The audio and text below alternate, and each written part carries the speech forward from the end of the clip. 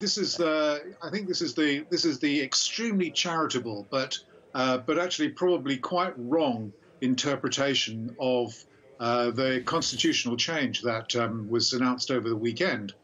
It used to be said, for example, during the first 5 years of Xi Jinping's term in office, that we just have to wait until the second 5-year term before he becomes serious about economic reform and liberalization. We should get used to the idea that that era is over. It's not going to happen. So it will be really for political scientists to speculate as to why specifically Xi Jinping and the Communist Party have agreed to announce this. But he will become effectively president for life if he wants to, or for a very long time. And I think this tells us more about the authoritarian nature of China than any prospective change in, liberalization, for example.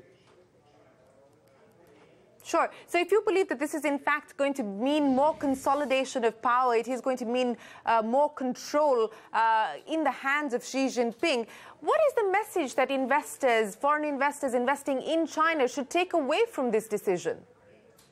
It's, as you might expect, it's equivocal, right? Because on the one hand, you could say that if Xi Jinping and his government obviously is secure, permanent, long view, all of these things that we assume about authoritarian leaders, or we might even call them dictators nowadays.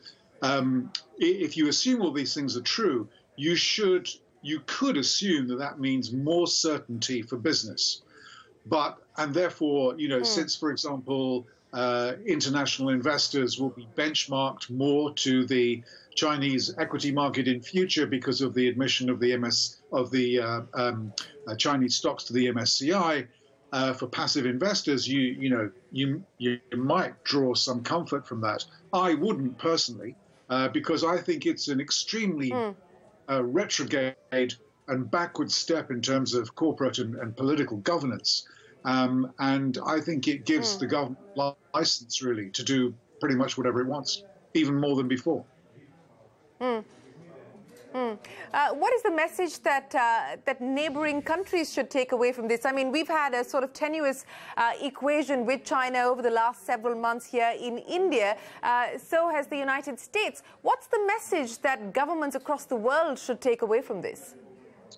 Well, that's a really interesting question. And I think it's obviously extremely sensitive, as much for, for Delhi as it is for Washington and lots of other places.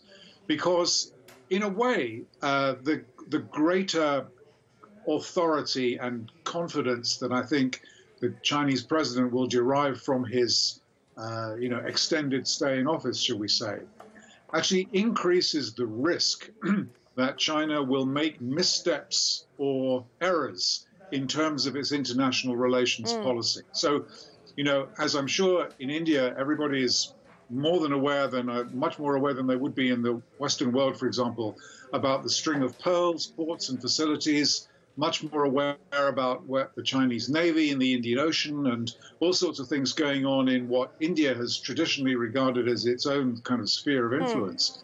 These things actually have run the risk, really, of becoming more tense and more dramatic. Well, that is certainly the case.